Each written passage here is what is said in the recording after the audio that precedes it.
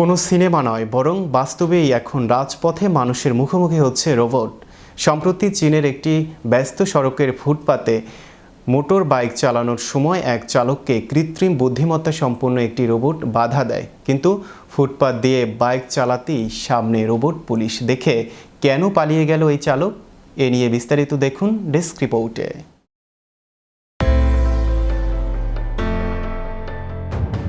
কোনো সিনেমা নয়, বরং বাস্তবেই এখন রাজপথে মানুষের মুখোমুখি হচ্ছে রোবট।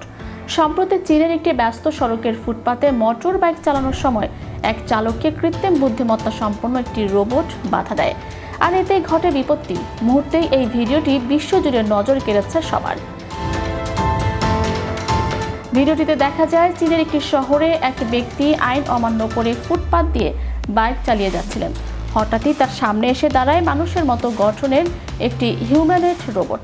রোবটটি বাইক চালকের সামনে গিয়ে হাত বাড়িয়ে তাকে থামার সংকেত দেয়। কোনো ভিডিওতে দেখা গেছে রোবটটি বক্সিং গ্লাভস পরে ছায়া বক্সিং করছে, যা দেখে চালক ভয়ে বাইক থেকে নেমে দৌড়ে পালানোর চেষ্টা করেন। চালক প্রথমে হতভম্ব হয়ে যান এবং পরে আতঙ্কিত হয়ে বাইক ফেলে দূরে সরে যান। সোশ্যাল মিডিয়ায় অনেকেই একে প্রযুক্তির মাধ্যমে ট্রাফিক আইন কার্যকরের নতুন ধাপ হিসেবে দেখছেন। যান্ত্রিক সক্ষমতা সম্পন্ন প্রযুক্তি দিয়ে চীনে বর্তমানে ইউনিট্রি রোবোটিক্সের মতো প্রতিষ্ঠানগুলো G1 মডেলের অত্যন্ত চটপটে রোবট তৈরি করছে। এই রোবটগুলো সেন্সর এবং ক্যামেরার মাধ্যমে আশপাশের পরিবেশ পর্যবেক্ষণ করে স্বয়ংক্রিয়ভাবে সিদ্ধান্ত নিতে পারে। সাংহাই এবং হাং এর মতো শহরগুলোতে পরীক্ষামূলকভাবে এমন 15টি ট্রাফিক রোবট মোতায়েন করা হয়েছে, যা যানজট নিয়ন্ত্রণ এবং পথচারীদের সহায়তা করছে।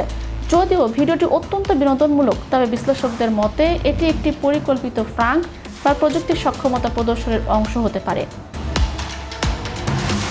তবে বেইজিং বা শেনজেনের মতো শহরগুলোতে সত্যি রোবট পুলিশ কাজ শুরু করেছে। রাস্তায় রোবটের এই উপস্থিতি মানুষের নিরাপত্তাকে যেমন নিশ্চিত করতে পারে, তেমনি প্রযুক্তির আগ্রাসন নিয়ে নতুন করে ভাবনার সুযোগ করে দিয়েছে। অদূর ভবিষ্যতে হয়তো প্রতিটি মোড়েই এমন রোবট ট্রাফিক পুলিশের দেখা পাওয়া যাবে। ম্যাজিক বাংলা টিভি, বিনোদন ডেস্ক।